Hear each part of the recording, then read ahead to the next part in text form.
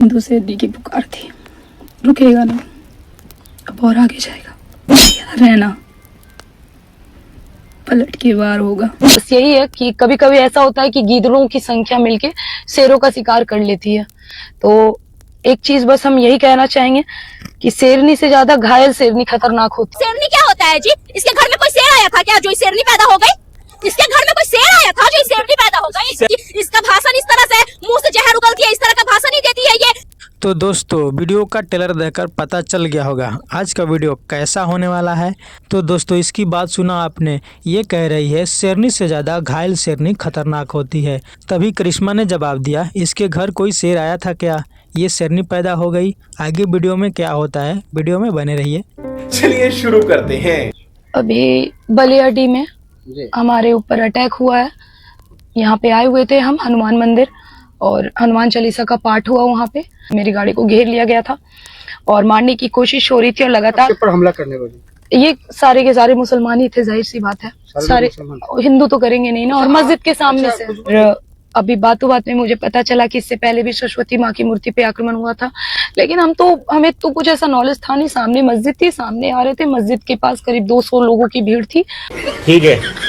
और अचानक से सब पत्थरबाजी करना स्टार्ट कर दी। और संख्या देखिए ना, ये देख लीजिए हमारा पैर, ये लीजिए पैर हमारा, और हमारे हाथ में इधर साइड चोट आया हुआ है, सर में इधर साइड चोट आया हुआ है। ये है हिंदू, वैसे है पीछे तो हम भी नहीं हटते। बस यही है कि कभी कभी ऐसा होता है कि गीदड़ों की संख्या मिलके शेरों का शिकार कर लेती है। तो एक चीज बस हम यही कहना चाहेंगे कि शेरनी से ज्यादा घायल शेरनी खतरनाक होती है। शेरनी क्या होता है जी? इसके घर में कोई शेर आया था क्या जो शेरनी पैदा हो गई?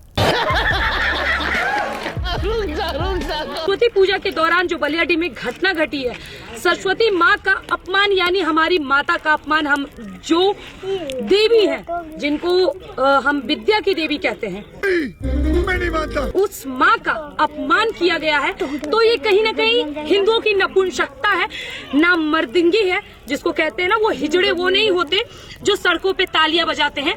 हिजड़े वो होते हैं जो हिंदू होने के बाद भी हिंदू का विरोध करते हैं।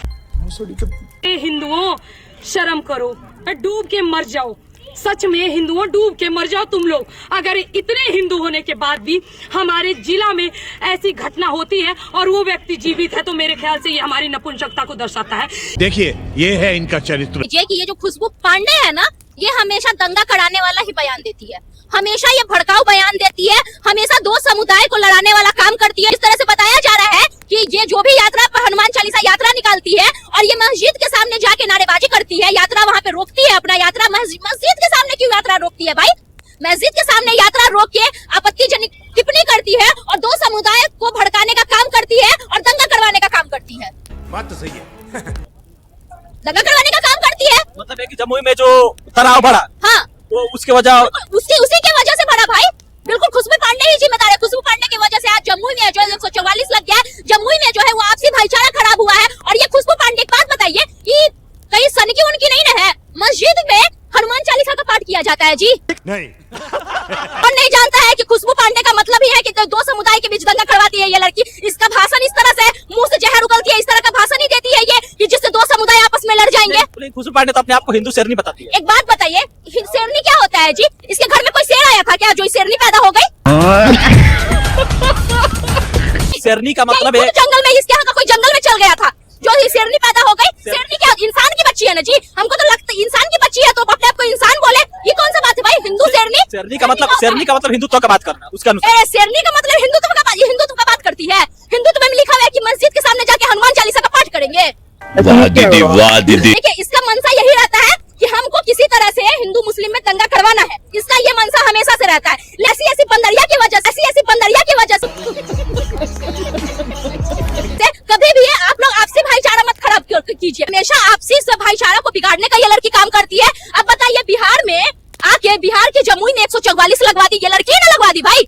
ये जो देश है ना वो संविधान से चलता है, और आप कोई भी बड़े स्तर पे यात्रा निकाल रहे हैं तो आपको परमिशन लेना ही पड़ेगा। बिना परमिशन का निकाली इसीलिए ताकि हम जो है, अगर साफ सोचिए ना, परमिशन ले लेती, इसके साथ साथ पुलिस लोग जाते, ये दंगा करने में सफल नहीं रहती, लेकिन इसका मकसद था दंगा करवाना।